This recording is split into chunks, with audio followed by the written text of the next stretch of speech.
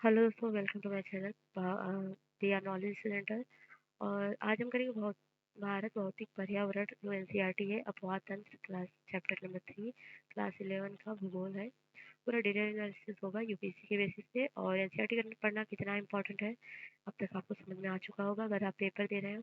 तो हाँ, इस बुक को पढ़ने से पहले आप अपने सामने एक मैप रखिए, क्योंकि इस बुक में मैं मैप आगे बढ़ जाएगा तो आप समझ नहीं पाएंगे। तो मैप रखिए और इसको जो है 2-3 बार वीडियोस को देखिए, लाइक कीजिए, शेयर करिए, सब्सक्राइब करिए और प्रैक्टिस करिए और रिवीजन करिए और खुद से नोट्स बनाइए। जो जो इंपॉर्टेंट पॉइंट्स आपको ना याद होते हो नोट्स बना लीजिए ताकि रिवीजन आप अच्छे से कर सकें। तो अपवाह तंत्र इससे क्वेश्चन तो जरूर आते हैं, बहुत इंपॉर्टेंट चैप्टर है, खासकर एनसीईआरटी तो बहुत इंपॉर्टेंट हो जाता है। तो चलिए स्टार्ट करते हैं बिना टाइम वेस्ट के। स्टार्ट करने से पहले आप हमारे चैनल को लाइक से सब्सक्राइब जरूर करें। अपवाह तंत्र। तो आपने वर्षा ऋतु में बहती नदियों, नाले व वाहिकाएं देखी होंगी जो अतिरिक्त जल बहाकर ले जाती हैं। अगर ये वाहिकाएं ना होती तो बड़े पैमाने पर बाढ़ आ जाती। जहाँ ये वाहिकाएं अवरुद्ध या अस्पष्ट तथा वहाँ बाढ़ का आना एक सामान्य परिघटना है।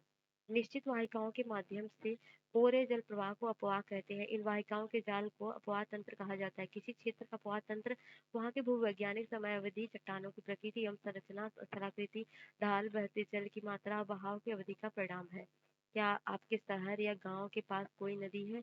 क्या आप कभी वहां नौकायान करने अथवा नहाने के लिए गए हैं? क्या यह नदी बारहमासी तथा अल्पकालीन है? क्या आप जानते हैं कि नदी सदैव एक ही दिशा में क्यों बहती है? आपने भूगोल के अन्य 2 पाठ्य पुस्तकों में ढालों के बारे में पढ़ा होगा। तो क्या आप जल के दिशा के दूसरी दिशा में बहने का कारण बता सकते हैं? उत्तर में भारत तथा दक्षिण में पश्चिम घाट। तो उससे निकलने वाली नदियाँ पूर्व की ओर क्यों बहती हैं और बंगाल की खाड़ी में अपना जल विसर्जित क्यों करती है? एक नदी विशिष्ट क्षेत्र में अपना जल बहाकर लाती है जिसे जल ग्रहण क्षेत्र कहा जाता है। तो एक नदी एवं उसकी सहायक नदियों द्वारा अपवाहित क्षेत्र को अपवाह द्रोणी कहते हैं। ये क्या है? तो मुख्य अपवाह प्रतिरूप क्या है? तो जो अपवाह प्रतिरूप पेड़ की शाखाओं के अनुरूप हो उन्हें वृक्षाकार प्रतिरूप कहा जाता है। जैसे उत्तरी मैदान की नदियां। और जब नदियां किसी पर्वत से निकलकर सभी दिशाओं में फैल जाती हैं तो उसे रेडियल प्रतिरूप कहा जाता है। ये अमरकंटक पर्वत श्रृंखला से निकलने वाली नदियां इस अपवाह प्रतिरूप के अच्छे उदाहरण है। जब मुख्य नदियां एक दूसरे के समानांतर बहती हैं, जहाँ सारी नदियाँ उनमें संकोण बनाती हैं, तो ऐसे इसको बोलते हैं ट्रेलिस या जालीनुमा अपवाह तंत्र। जब सभी दिशाओं में नदियाँ बहकर किसी झील या गर्त में विसर्जित हो जाती हैं, इसे अपवाह को अपकेंद्री सेंट्रीपेटल विरूप कहते हैं। तो यह नदियाँ, भारत की मुख्य नदियाँ सिंधु नदी, शारदा नदी, गंगा नदी, यमुना नदी, गोमती नदी, सोन नदी।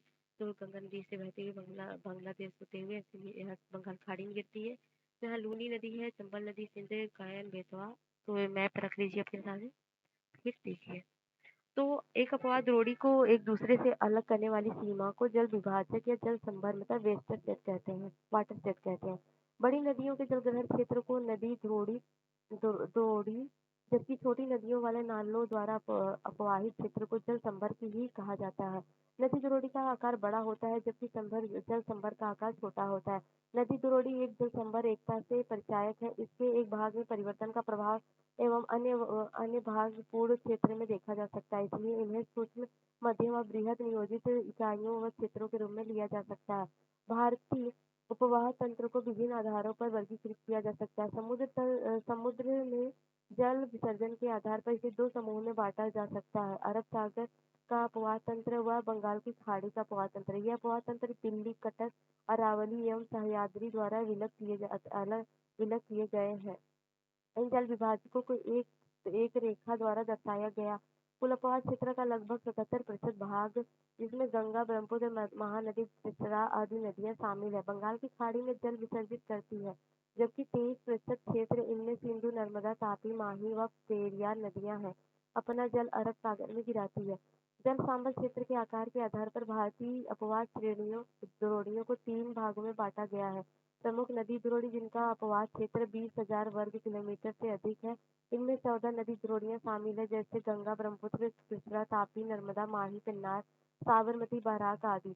मध्यम नदी द्रोणी जिनका अपवाह क्षेत्र 2,000 से 20,000 वर्ग किलोमीटर है, इनमें 44 नदी द्रोणियां हैं, जिन्हें कलिंदी, पेरियार, मेघना आदि। लघु नदी द्रोणी जिनका अपवाद क्षेत्र 2000 वर्ग किलोमीटर से कम है, इनमें न्यून वर्षा के क्षेत्रों में बहने वाली बहुत नदियां शामिल हैं। तो चित्र देखें तो आप पाएंगे कि नदियों का उद्गम स्रोत हिमालय पर्वत और पर्वत है और वे अपना जल बंगाल की खाड़ी या अरब सागर में विसर्जित करती हैं। उत्तर भारत की नदियों की पहचान कीजिए। प्रायद्वीपीय पठार की बड़ी नदियों का उद्गम स्थल पश्चिमी घाटों और ये नदियां बंगाल की खाड़ी में जल विसर्जन करती हैं। दक्षिण भारत की नदियों को भी पहचान कीजिए। नर्मदा और तापी दो बड़ी नदियां इनका अपवाद है। ये और इनके छोटी नदियां अपना जल अरब सागर में विसर्जित करती हैं। पश्चिमी तटीय क्षेत्र में कोंकण से मालाबार तट तक बहने वाली नदियों के नाम बताएं। उद्गम के प्रकार, प्रकृति व विशेषताओं के आधार पर भी भारतीय अपवाह तंत्र को हिमालयी अपवाह तंत्र व प्रायद्वीपीय अपवाह तंत्र में विभाजित किया जाता है। यद्यपि इस विभाजन योजना में चंबल, बेतवा, सोन आदि नदियों के वर्गीकरण में समस्या उत्पन्न होती है, क्योंकि उत्पत्ति व आयु में ये हिमालय से निकलने वाली नदियों से पुरानी है। फिर भी यह अपवाह तंत्र वर्गीकरण का सर्वाधिक मान्य आधार है। इस पुस्तक में इसी का अनुसरण किया गया है। भारत के अपवाह तंत्र। भारतीय अपवाह तंत्र में अनेक छोटी बड़ी नदियां शामिल हैं और ये तीन बड़ी भू आकृति इकाइयों की विकास प्रक्रिया तथा वर्षण की प्रकृति व लक्षणों के परिणाम स्वरूप उत्पन्न हुई है। हिमालयी अपवाह। हिमालयी अपवाह तंत्र भूगर्भिक इतिहास के एक लंबे दौर से विकसित हुआ है। इनमें मुख्यतः गंगा, सिंधु व ब्रह्मपुत्र नदी द्रोणियां शामिल हैं। यहाँ की नदियां बारहमासी हैं, क्योंकि ये बर्फ पिघलने व वर्षण दोनों पर निर्भर है। ये नदियां गहरे महाखंडों से होकर गुजरती है, जो हिमालय के उत्थान के साथ साथ अपरदन क्रिया द्वारा निर्मित महाखड्डों के अतिरिक्त ये नदियां अपने पर्वतीय मार्ग से वी आकार की घाटी छिद्रिकाएं जलप्रपात भी बनाती है। जब ये मैदान में प्रवेश करती है तो निक्षेपणात्मक स्थलाकृतियां जैसे समतल घाटियां, गोखुर झील, बाढ़ कृत मैदान, गुम्फित वाहिकाएं नदी के मुहाने पर डेल्टा का निर्माण करती हैं। हिमालय क्षेत्र में इन नदियों का रास्ता टेढ़ा मेढ़ा, परंतु मैदानी क्षेत्र में इनमें सर्पाकार मार्ग में बहने की प्रवृत्ति पाई जाती है और अपना रास्ता बदलती है। कोसी नदी, जिसे बिहार का शोक कहते हैं, अपना मार्ग बदलने के लिए कुख्यात रही है। यह नदी पर्वतों के ऊपरी क्षेत्रों में भारी मात्रा में अवसाद लाकर मैदानी भाग में जमा करती है। इससे नदी मार्ग अवरुद्ध हो जाता है व परिणाम स्वरूप नदी अपना मार्ग बदल लेती है। कोसी नदी ऊपरी पर्वतीय क्षेत्र से इतनी भारी मात्रा में अवसाद क्यों लाती है? क्या आप सोचते हैं कि सामान्यतः नदियों और विशेष तौर पर कोसी नदी में जल का बहाव व मात्रा एक समान रहती है या घटती बढ़ती रहती है? नदी में कब जल की मात्रा अत्यधिक होती है? बाढ़ के सकारात्मक और नकारात्मक प्रभाव क्या है? हिमालय पर्वतीय प्रवाह तंत्र का विकास। हिमालय पर्वतीय नदियों के विकास के बारे में मतभेद है। यदि भी भूवैज्ञानिक मानते हैं कि मायोसीन कल्प में 2.4 करोड़ से 50 लाख वर्ष एक विशाल नदी, जिसे शिवालिक या इंडो ब्रह्म कहा गया है, हिमालय के संपूर्ण अनुदैर्घ्य विस्तार के साथ असम से पंजाब तक बहती थी और अंत में निचले पंजाब के साथ सिंध की खाड़ी में अपनी पानी विसर्जित करती थी। शिवालिक पहाड़ियों की असाधारण निरंतरता, इसकी सरोवरी उद्गम और इनका जलोढ़ निक्षेप से बना होना, इनमें रेत, मृत्तिका, चिकनी मिट्टी और गोलास्म व कोंगलोमेरेट शामिल है, इस धारणा की पुष्टि करते हैं। ऐसा माना जाता है कि कालांतर में इंडो ब्रह्म नदी 3 मुख्य अपवाह तंत्रों में बट गई। पश्चिम में सिंध और इसकी 5 सहायक नदियां, मध्य में गंगा और हिमालय से निकलने वाली इसकी सहायक नदियां, पूर्व में ब्रह्मपुत्र का भाग व हिमालय से निकलने वाली इसकी सहायक नदियां। विशाल नदी का इस तरह विभाजन संभवतः प्लीस्टोसीन काल में हिमालय के पश्चिमी भाग में व पोटवार पठार के उत्थान के कारण हुआ।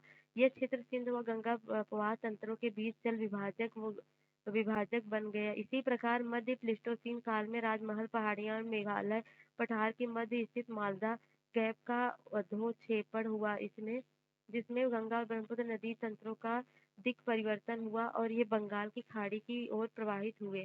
तो हिमालय उपवाह तंत्र की नदियां। हिमालयी उपवाह में अनेक नदी तंत्र हैं, मगर निम्नलिखित नदी तंत्र प्रमुख है। सिंधु नदी तंत्र, यह विश्व के सबसे बड़े नदी द्रोणियों में से एक है, जिसका क्षेत्रफल 11,65,000 वर्ग किलोमीटर है। भारत में इसका क्षेत्रफल 3,21,289 वर्ग किलोमीटर है। इसकी लंबाई 2,880 किलोमीटर है और भारत में इसकी लंबाई 1,114 किलोमीटर है। भारत में यह हिमालय की नदियों में सबसे पश्चिम है। जिसका उद्गम तिब्बत क्षेत्र में कैलाश पर्वत श्रेणी में बोखरछू के निकट एक हिमनद से होता है, जो 4164 मीटर की ऊंचाई पर स्थित है। तिब्बत में इसे सिंगी खंबान अथवा शेर मुख कहते हैं।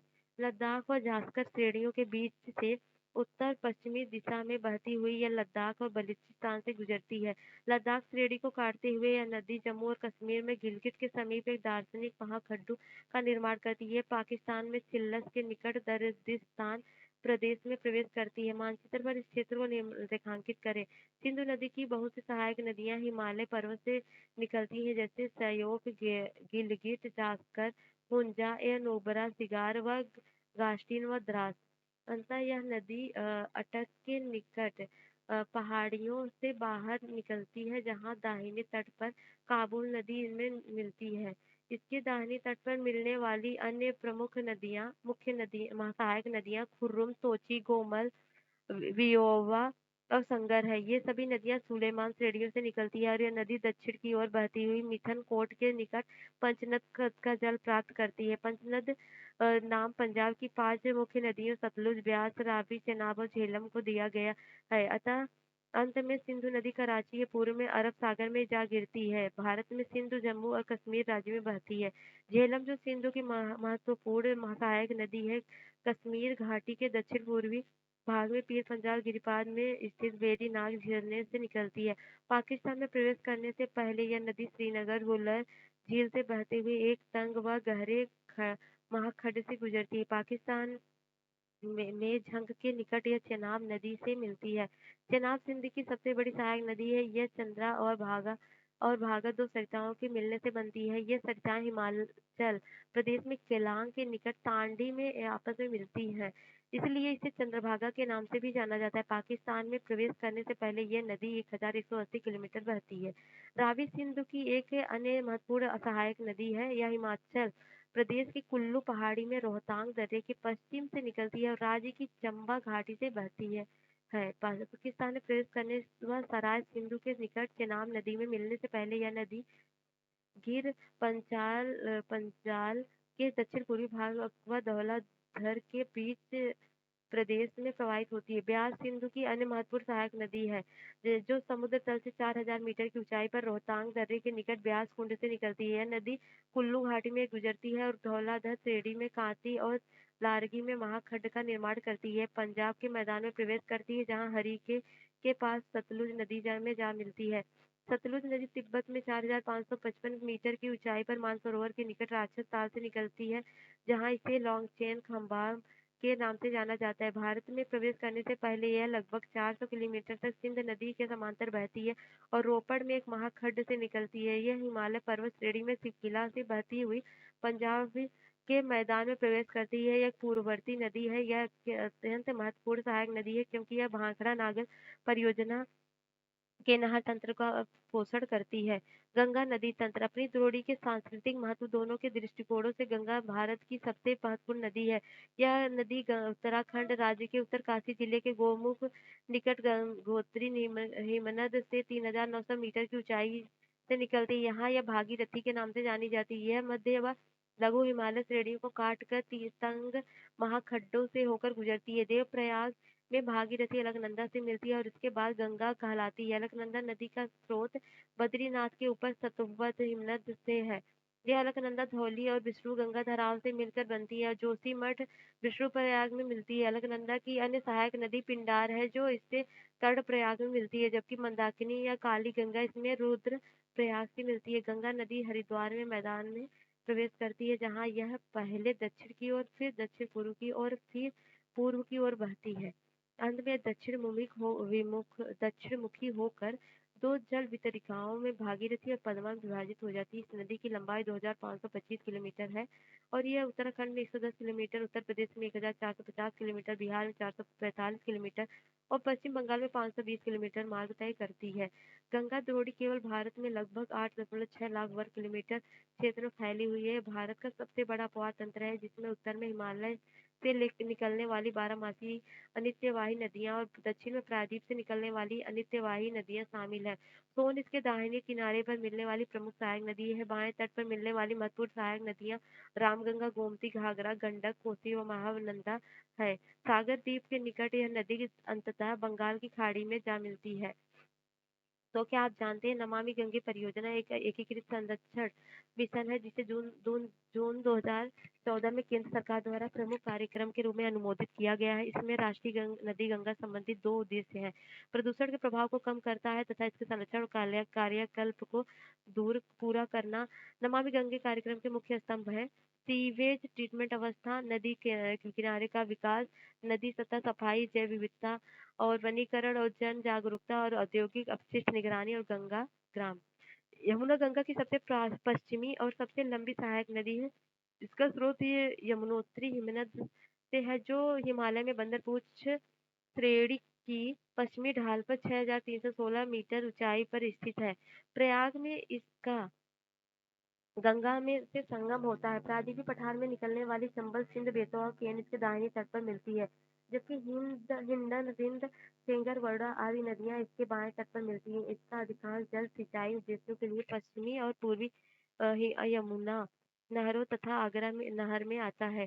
चंबल नदी मध्य प्रदेश के मालवा पठार में महू के निकट निकलती है और उत्तरमुखी होकर ये महाखड्ड से बहती हुई राजस्थान में कोटा पहुंचती है, जहां इस पर गांधी सागर बांध बनाया गया है।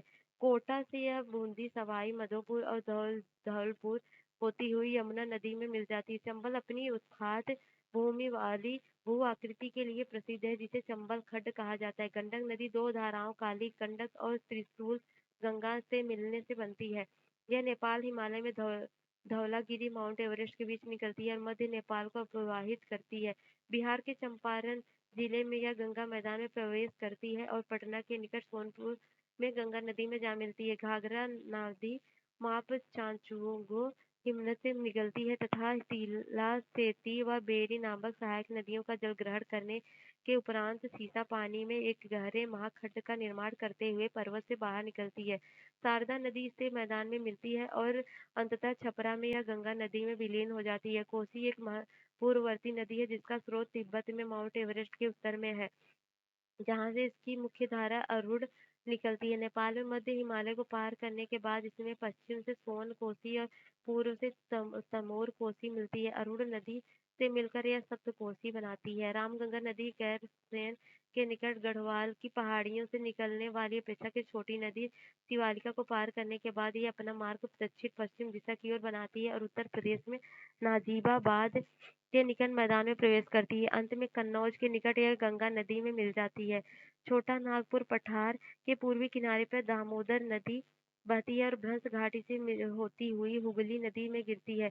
बराकर इसकी एक मुख्य सहायक नदी है। कभी बंगाल का शोक कही जाने वाली इस नदी को दामोदर घाटी कॉरपोरेशन नामक एक बहुउद्देशीय परियोजना के वश में कर लिया है। शारदा व सरयू नदी का उद्गम नेपाल हिमालय में मिलाप हिमनद से है, यहाँ जहाँ इसे गौरी गंगा नाम से जाना जाता है। यह भारत नेपाल सीमा के साथ बहती हुई जहाँ इसे काली चाइका कहा जाता है, घाघरा नदी में मिल जाती है।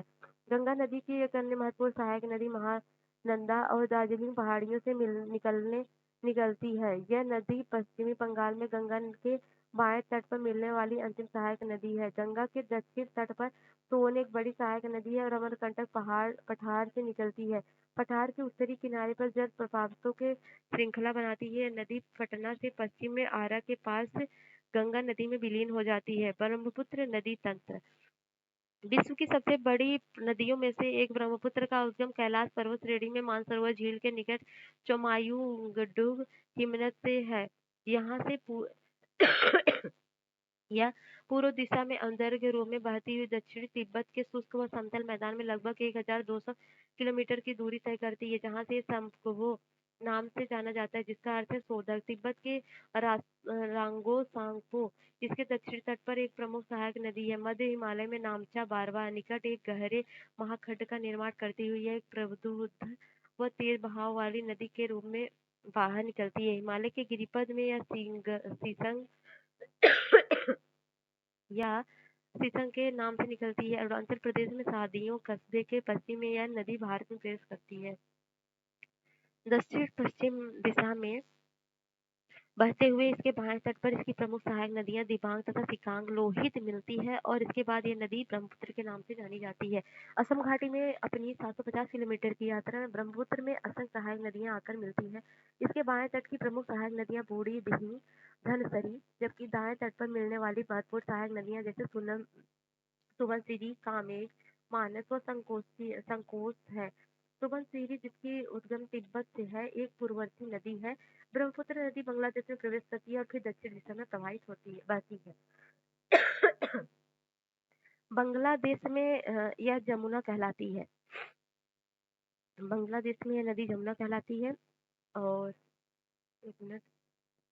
और तीस्ता नदी इसके दाहिने किनारे पर मिलती है। अंत में यह नदी पद्मा के साथ मिलकर बंगाल की खाड़ी में जा गिरती है। ब्रह्मपुत्र नदी बाढ़ मार्ग परिवर्तित कर एक तटीय अपर्दन के लिए जानी जाती है। ऐसा इसलिए क्योंकि इसकी अधिकतर सहायक नदियां बड़ी हैं और इनके जलग्रहण क्षेत्र में भारी वर्षा के कारण इनमें अत्यधिक अवसाद बाहर आ जाता है। प्रायद्वीपीय अपवाह तंत्र। प्रायद्वीपीय अपवाह तंत्र हिमालयी अपवाह तंत्र से पुराना है। यह तथ्य नदियों के प्रौढ़ावस्था और नदी घाटियों के चौड़ा उथला होने से प्रमाणित होता है। पश्चिमी तट के समीप स्थित पश्चिमी घाट बंगाल की खाड़ी में गिरने वाली प्रायद्वीपीय नदियों और अरब सागर में गिरने वाली नदियों के बीच जल विभाजक का कार्य करता है। नर्मदा और तापी को छोड़कर अधिकतर प्रायद्वीपीय नदियां पश्चिम से पूर्व की ओर बहती हैं। प्रायद्वीपों के उत्तरी भाग में निकलने वाली चंबल, सिंध, बेतवा, केन व सोन नदियां गंगा नदी तंत्र का अंग है। प्रायद्वीप के अन्य प्रमुख नदी तंत्र महानदी, गोदावरी, कृष्णा और कावेरी प्रायद्वीपीय नदियों की विशेषता है कि ये एक सुनिश्चित मार्ग पर चलती है और विसर्प नहीं बनाती हैं और ये बारहमासी नहीं है। यदि भी भ्रंश घाटियों में बहने वाली नर्मदा और तापी इसका अपवाद है। प्रायद्वीपीय अपवाह तंत्र का विकास। अति प्राचीन काल की तीन प्रमुख भूगर्भीय घटनाओं में आज के प्रायद्वीपीय भारत के अपवाह तंत्र को का स्वरूप प्रदान किया है।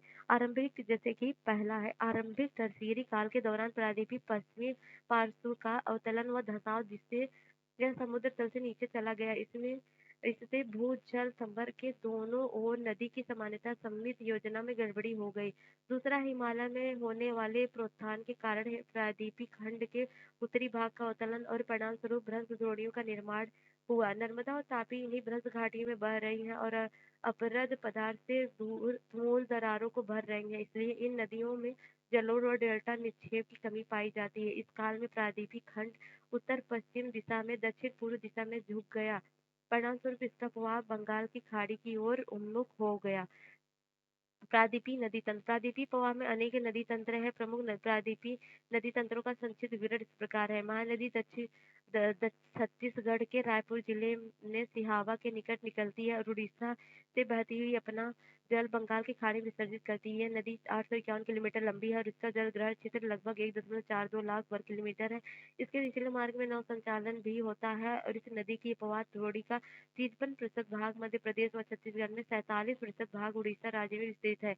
गोदावरी सबसे बड़ा प्रायद्वीपीय नदी तंत्र है। इसे दक्षिण गंगा के नाम से जाना जाता है। महाराष्ट्र में नासिक जिले से निकलती है और बंगाल की खाड़ी में जल विसर्जित करती है। इसकी सहायक नदियां महाराष्ट्र, मध्य प्रदेश, छत्तीसगढ़, उड़ीसा और आंध्र प्रदेश राज्य से गुजरती है। यह 1,465 किलोमीटर लंबी नदी है, जिसका जलग्रहण लगभग 3.13 लाख वर्ग किलोमीटर है। इसके जलग्रहण क्षेत्र का 49% भाग महाराष्ट्र में, 20% भाग मध्य प्रदेश में और छत्तीसगढ़ में शेष भाग आंध्र प्रदेश में पड़ता है। इसकी मुख्य सहायक नदियों में दक्षिण पेनगंगा, इंद्रावती, प्राणहिता, मंजरा है और पोलावरम के दक्षिण में, जहाँ इसके मार्ग में निचले भाग में भारी बाढ़ें आती हैं। गोदावरी एक सदृश प्रपात की रचना करती है। इसके डेल्टाई भाग में नौसंचालन संभव है। राजा मुंद्री के बाद यह नदी कई धाराओं में विभक्त होकर एक बृहद डेल्टा का निर्माण करती है। कृष्णा पूर्व दिशा में बहने वाली दूसरी बड़ी प्रायद्वीपीय नदी है, जो सह्याद्री बालेश्वर के निकट निकलती है। इसकी लंबाई 1,401 किलोमीटर। कोयना, तुंगभद्रा, भीमा इसकी प्रमुख सहायक नदियां हैं। इस नदी के कुल जलग्रहण क्षेत्र का 27% भाग महाराष्ट्र में, 44% भाग कर्नाटक में, 29% भाग आंध्र प्रदेश और तेलंगाना में पड़ता है।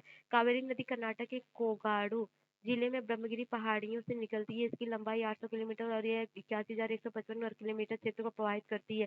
प्रायद्वीप की अन्य नदियों की अपेक्षा कम उतार चढ़ाव के साथ यह नदी लगभग सारा साल बहती है, क्योंकि इसके ऊपरी जलग्रहण क्षेत्र में दक्षिण पश्चिम मानसून से और निम्न क्षेत्रों में उत्तर पूर्वी मानसून से वर्षा होती है। इन नदी की द्रोणी का 3% भाग केरल में, 41% भाग कर्नाटक में, 56% भाग तमिलनाडु में पड़ता है। इनकी महत्वपूर्ण सहायक नदियां काबिनी, भावानी और अमरावती है।